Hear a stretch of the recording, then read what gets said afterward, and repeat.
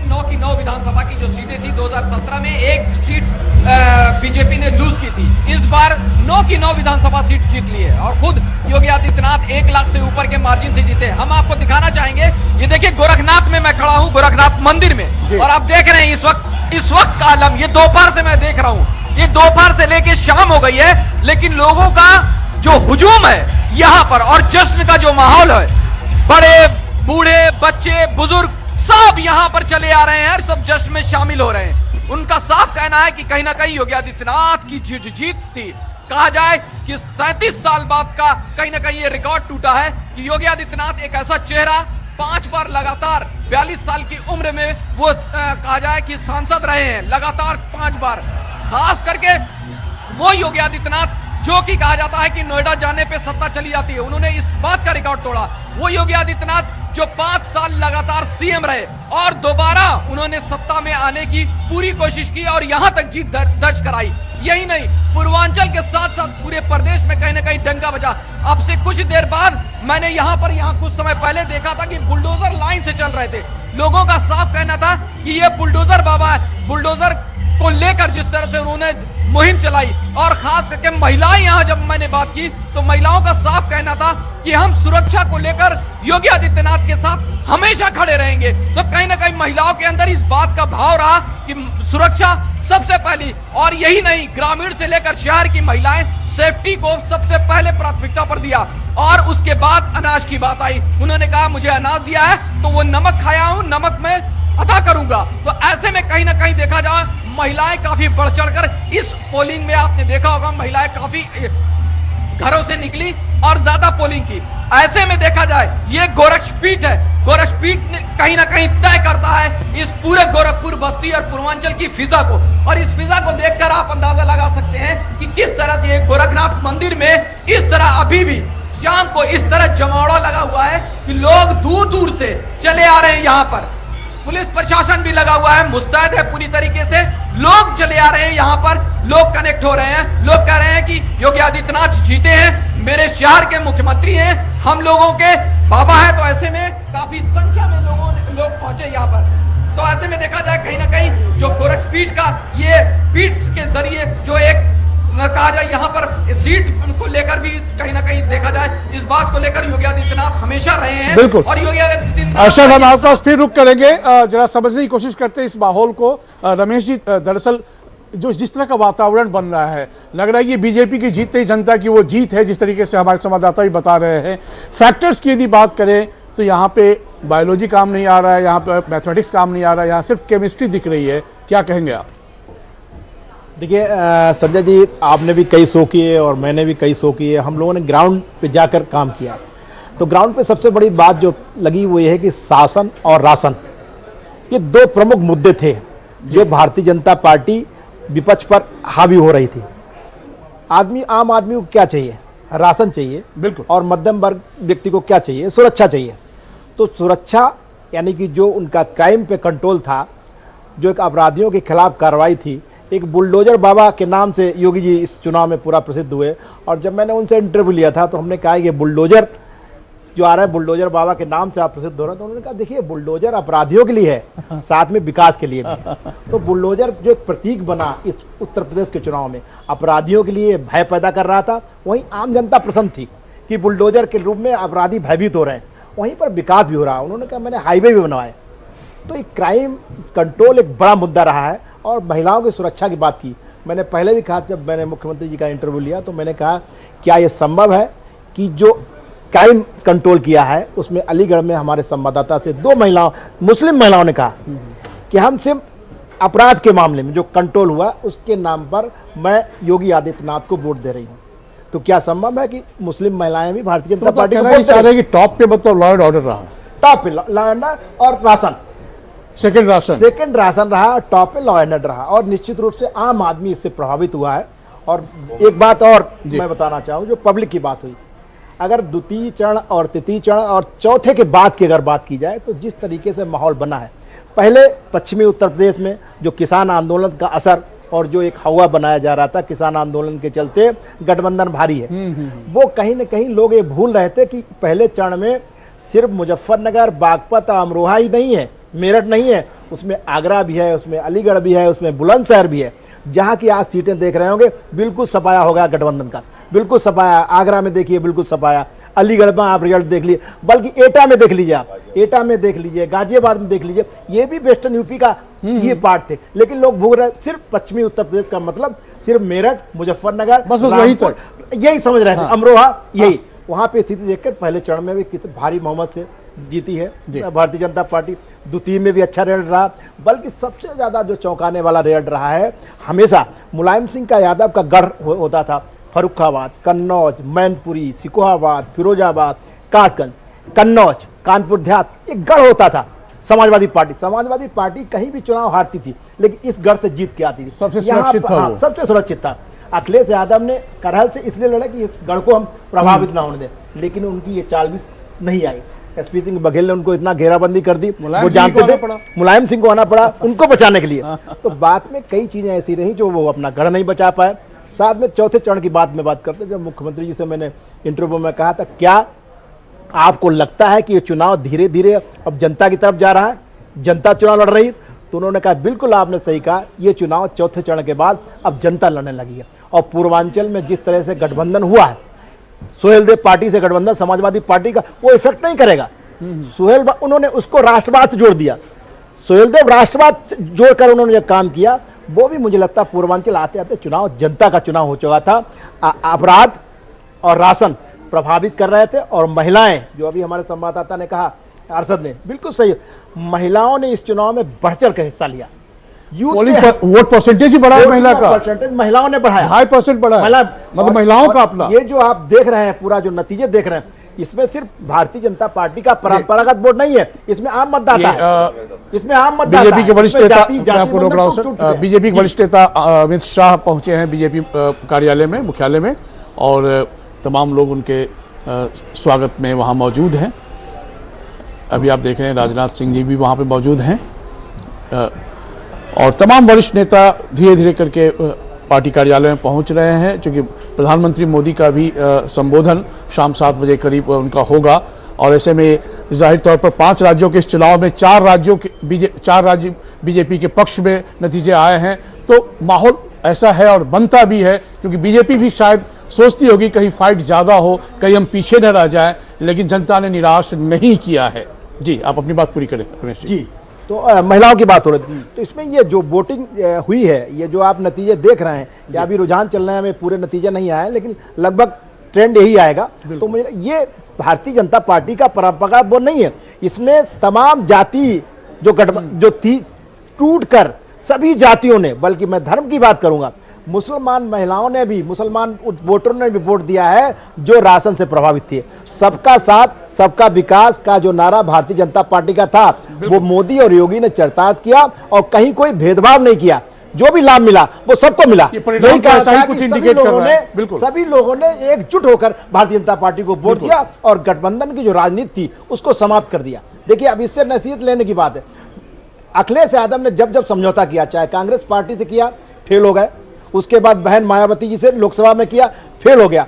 दूसरा क्या, उनके वोट बैंक को तो इन लोगों ने ले लिया, लेकिन उन लोगों का वोट बैंक कभी समाजवादी पार्टी में ट्रांसफर नहीं हुआ। आज जो स्थिति आप देख रहे हैं, वो मुझे लगता है इसकी परिणति है, और इससे अखिलेश यादव को नसीहत लेनी चाहिए, और लोगों को भी नसीहत लेनी चाहिए कि भविष्य में जो लोग भी राजनीति करें, वो अब जातीयता की राजनीति उत्तर प्रदेश में समाप्त हो चुकी है। अब विकास की राजनीति और सबका साथ सबका विकास की राजनीति जो करेगा सर। अनिल जी, दरअसल जिस तरीके से विपक्ष ने इस पूरे चुनाव के दौरान उन मुद्दों को छुआ, इसमें कोई दो मत नहीं, जो जन सरोकार से जुड़े हुए मुद्दे थे, और बहुत सारे ऐसे ऐलान भी किए कि हमें यदि आप अपना आशीर्वाद देते हैं तो हम आपको मुफ्त बिजली देंगे, जॉब देंगे, और जो रिक्त पद है उसको भरे जाएंगे, और ऐसी बहुत सारी बातें उन्होंने की, पुरानी पेंशन व्यवस्था लागू करेंगे।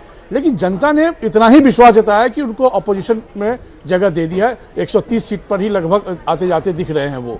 तो क्या माना जाए कि एक विपक्ष के तौर पर अखिलेश यादव सफल हुए, बाकी विपक्ष के तौर पर तो नजर भी नहीं आ रहे? देखिए, मुख्य विपक्षी दल नहीं, मैं तो ये कहूंगा विपक्षी दल इकलौता समाजवादी पार्टी ही थी। बहुजन समाज पार्टी और कांग्रेस चुनाव जरूर लड़ रही थी, लेकिन मैंने उत्तर प्रदेश में बहुत जगह उनके बस्ते लगे हुए भी नहीं देखे। यानी वो किस तरह से चुनाव लड़ रहे थे वही ठीक से मालूम होगा, लेकिन वो चुनाव मैदान में कहीं थे नहीं, तो दो ही दल चुनाव लड़ रहे थे। दूसरा मैं यहाँ कहना चाहता हूँ, जो अभी आप बात कर रहे थे कि जनता ने कितना समर्थन दिया एसपी को। देखिए, इस बार एसपी के पास जो कुछ था उसने सब कुछ दांव पे लगाया। उसने मुस्लिम अपीजमेंट की रणनीति भी देखी, उसने जातीय समीकरण भी लगाया, उसने विपक्ष को लेकर जो एक प्रलोभन के, जो मैं कहता हूं, जो वायदे थे जनता को, वो भी दिए। इसके अलावा अब एसपी के पास कुछ कहने के लिए था नहीं। जितना कहा उन्होंने, इसके पास इससे ज्यादा कुछ कह नहीं सकते थे, लेकिन जनता ने उस पर विश्वास नहीं किया।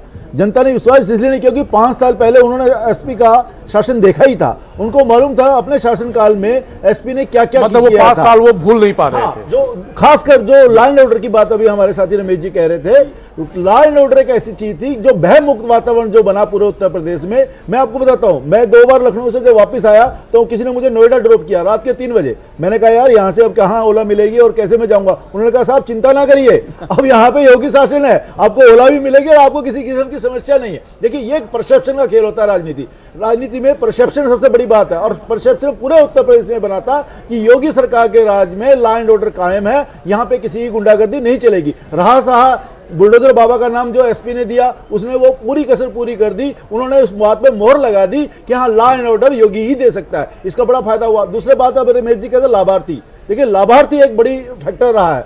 अलग अलग स्तर पे लाभार्थी हो, चाहे उज्ज्वला हो, चाहे आपका मकान बनाने में सहायता हो, चाहे आपका कोरोना काल में जो फ्री राशन दिया, मतलब वो सारी योजनाएं जो केंद्र द्वारा चल रही थी। मुख्य मुद्दे थे समाजवादी पार्टी द्वारा उठाए हुए महंगाई और रोजगार, ये विषय बन ही नहीं पाए। महंगाई, क्योंकि सबको मालूम है कि जो राज्य सरकार है वो उसका महंगाई में कोई विशेष योगदान नहीं होता। केंद्र सरकार शायद इसमें कोई योजना लाके कम ज्यादा कर सकती है, सबको मालूम था। रोजगार मंत्री तो उन्होंने खुद ले लिया, तो रोजगार के विषय पे भी वो खुल के कोई सवाल कर नहीं पाए, और कुल मिला के वो अपनी बात किसी को, जनता को नहीं समझा पाए। दूसरी बात अभी भी कह रहे थे आप, मैं 1 मिनट बात खत्म करता हूँ, लेकिन ये मानना कि समाजवादी पार्टी को बिल्कुल स्थान नहीं मिला, ये गलत है। 47 अगर वो 130 पे आए हैं तो कहीं कुछ उसकी योजना निश्चित रूप से उन्होंने ग्रुपिंग की है, धर्म को लेके, जाति को लेके, आरएलडी के साथ समझौता, तो कहीं ना कहीं काम आई है। अभी मेरे साथी रमेश जी कहते हैं फर्स्ट फेज में तो नहीं, लेकिन सेकंड फेज में भारतीय जनता पार्टी को पक्का नुकसान हुआ है। जो नुकसान, बड़ा नुकसान हुआ, वो सेकंड फेज में ही हुआ है। और जैसे जैसे वो सेंट्रल से ईस्टर्न जोन आए, वो तो बीजेपी का कंफर्ट जोन में आ गए, डैमेज कंट्रोल होता चला गया। बिल्कुल जैसे जैसे फेज आगे बढ़े। मैं इससे बेहतर मैं समझता हूं समाजवादी पार्टी आगे भी नहीं कर सकती। ये एक माइलस्टोन है समाजवादी पार्टी के लिए, क्योंकि उससे सारे फार्मूले उसने आजमा लिए, इससे आगे वो जा नहीं सकती। लोकेश जी, कांग्रेस की बात तो बाद में होगी, लेकिन पहले सवाल यह भी है कि जिस तरीके से जीत मिली है बीजेपी को, और भी सत्ता में रहते हुए तमाम घेराबंदी भी हुई।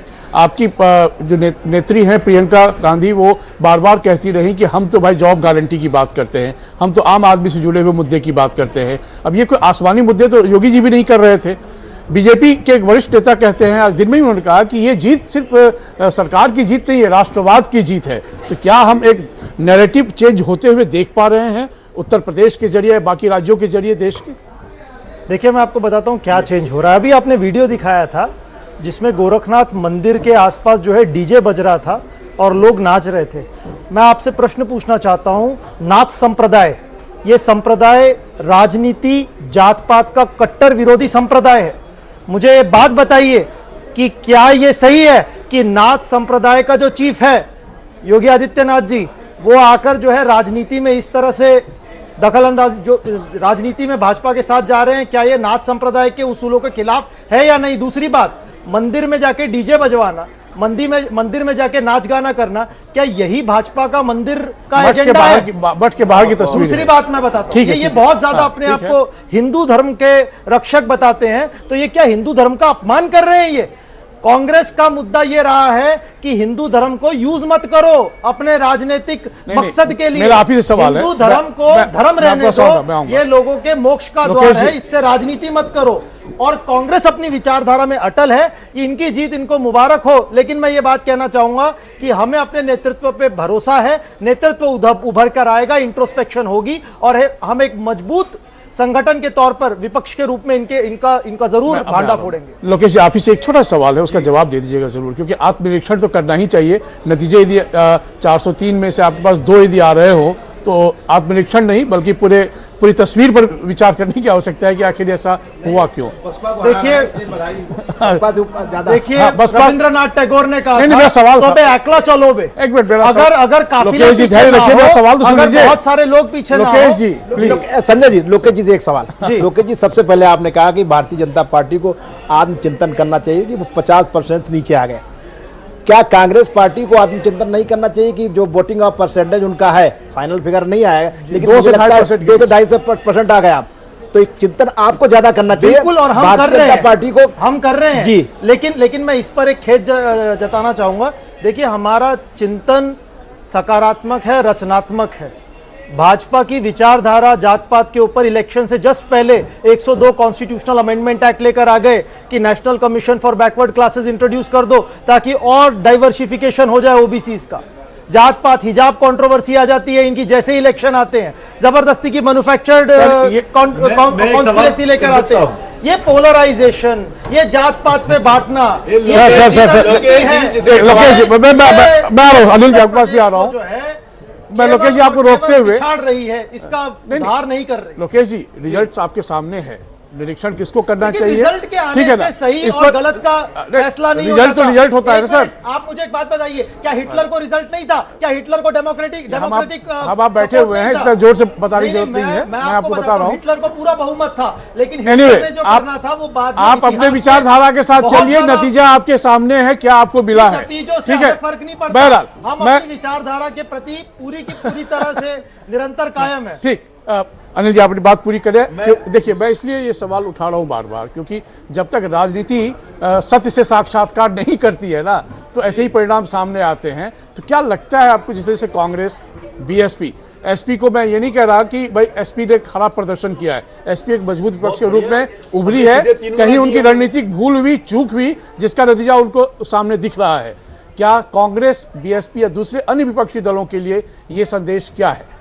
मैं अभी लोकेश जी की बात से शुरू करता हूं, आपकी बात पर भी आता हूं। अभी इन्होंने कहा कि भारतीय जनता पार्टी धर्म और जाति की राजनीति करती है। मुझे समझ में नहीं आया, धर्म और जाति की राजनीति अगर भारतीय जनता पार्टी करती है तो ये पाठ उन्होंने सीखा कहां से? देश के प्रधानमंत्री खुद मंच से खड़े होकर घोषणा करते थे कि देश के संसाधनों में पहला हक अल्पसंख्यकों का है, तो ये धर्म की राजनीति थी कि नहीं थी? जब इतिहास सही कीजिए भाई साहब, आप अपना इतिहास सही कीजिए। धर्म और जाति की राजनीति जो है अंग्रेज काल से थी। एक मिनट सुन लीजिए ना लोकेश जी, अपनी बारी का इंतजार कर लीजिएगा ना लोकेश जी, अपनी बारी का। बोलेंगे तो मैं अरे नहीं, झूठ नहीं है सर, ये भी एक सच है, आप भी एक सच है, सच नहीं है, ठीक है ना? ये आप वो जो है, ठीक है, भक्ति आप अपनी बारे में बोलिएगा ना, अपने अपने वक्त में बोलिए, कोई नहीं रोका था आपको, आप अपनी बात पूरी करें। अनिल जी, मैं ये कह रहा था, अगर धर्म और राजनीति की बात जब कर रही है तो कांग्रेस के पास मेरे ख्याल से इसके लिए बोलने के लिए कोई चीज है नहीं, क्योंकि ये काम उन्होंने ही शुरू किया था कि हम दलित को मिला लेंगे, अल्पसंख्यकों को मिला लेंगे। वो फार्मूला उन्होंने बाद में भारतीय बहुजन बहुत सारे फैक्टर हैं अनिल जी, उस पर उसके बाद समाजवादी पार्टी ने चुराया। ये बिल्कुल गलत है। दूसरी बात, ये चुनाव हुआ है, ये चुनाव में धर्म और राजनीति तो चली ही नहीं। हर धर्म के बंदे ने उसको वोट किया, धर्म के बाद में थोड़ा पोलराइजेशन हुआ होगा, लेकिन हर जाति का इस बार देखिए ना, जब तो हर जाति का जो ठेकेदार बनता है वो खुद चुनाव हार रहे हैं। जो कहते थे कि मेरा पूरा समाज पूरा समाज मेरे को फला पार्टी को वोट देगा, वो अपनी सीट नहीं बचा पाए। 80-20 क्या था ये जो चुनाव हुआ है ये सबके लिए एक नजीर है, और बहुजन समाज पार्टी और कांग्रेस इसके लिए तो सोचने और समझने की जरूरत है। अगर ये आज भी अपनी गलती नहीं समझ पाए तो यहाँ 2 और 1 के जो फिगर देख रहे हैं, शायद ये 80-20 का मतलब क्या था साहब, मुझे ये बताइए। 80-20 का मतलब क्या था? लोकेश जी, 80 और 20 पर तो बहुत सारी बातें होती रहेंगी, जरा मैं बीजेपी के भी मेहमान को शामिल कर लूं। संजय जी, क्या आपको लगता है कि फैक्टर्स की, चूंकि अब फैक्टर्स पे ही बात होगी, नतीजे तो आपके सामने हैं, अब कोई स्वीकार करे या ना करे, पर ये आंकड़े तो वही कहते हैं, और आंकड़ा यदि ऐसा है जो कि है, तो बहुत कुछ बीजेपी के लिए चैलेंज भी है, क्योंकि बीजेपी के सामने वो मुद्दे बहुत मुबाए खड़े थे चुनाव के दौरान। यदि हम अनएम्प्लॉयमेंट की बात करें, महंगाई की बात करें, तो ये सब अपने आप में चैलेंज है बीजेपी के लिए, और वो क्या स्वीकार करने जा रही है बीजेपी, या फिर इस नतीजे से बीजेपी को लगता है कि नहीं सब कुछ ठीक ठाक है? नहीं, देखिए, अति उत्साहित होना तो किसी भी पार्टी के लिए बेहतर नहीं है। जनता ने मैंडेट दिया है, और हमें एक चीज सीखनी है कि जिस भी कोने से, जैसे पूर्वांचल में छुट्टे पशु का इशू आया, उसको भी हमने संज्ञान में लिया, स्वयं मोदी जी ने संज्ञान में लिया, और ये बहुत बड़ा मुद्दा था, बहुत बड़ा मुद्दा था, सच्चाई है। लेकिन इसके साथ एक बात मैं और कहना चाहूंगा कि पूरा चुनाव उत्तर प्रदेश का हो गया, नाइस प्लाई, एक्सटीरियर हो या इंटीरियर, जो चाहो बनाओ, जहां चाहो लगाओ, सालों साल इंटीरियर का इंश्योरेंस पाओ। जब बात स्पेशल मोमेंट्स की हो या अपनों की खुशियों की, क्यों ना बनाए इन्हें खास ऐशप्रा डायमंड्स के साथ।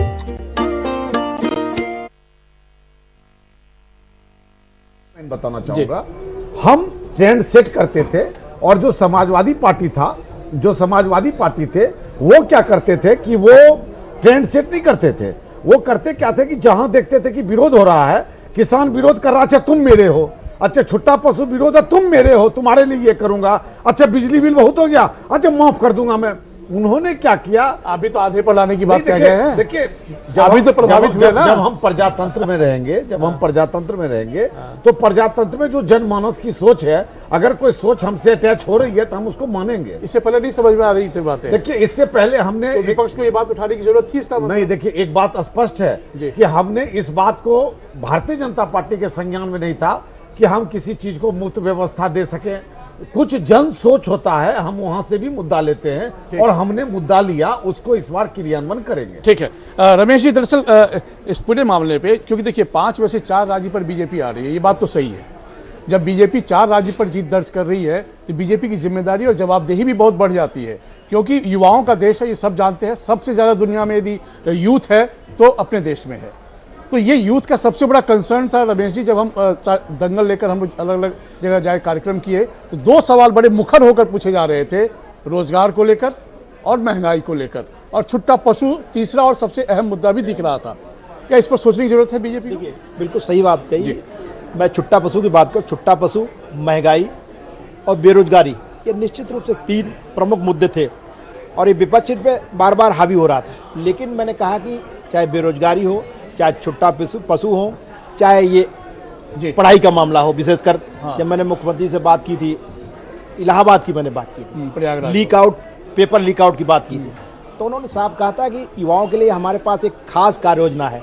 और ये निश्चित रूप से आपके चैनल के माध्यम से मैं कहना चाहता हूँ कि जो भी परीक्षाएं होंगी उसमें निष्पक्षता बरती जाएगी। ये जो लोग ब्लैकमेलर हैं, जो लोग पेपर आउट करते हैं, इनके खिलाफ सख्त कार्रवाई की जाएगी। और अगली जो हमारी सरकार बनेगी या बनने जा रही है, कॉन्फिडेंस है पूरी तरीके से, तो उसमें युवाओं के लिए रोजगार हमारा प्रमुख मुद्दा है, बेरोजगारी हमारा मुद्दा है, छुट्टा पशु के लिए हमारा एक एजेंडा है, हम उसके लिए एक एजेंडा सेट किए हुए हैं, एक प्लानिंग बनाए हुए हैं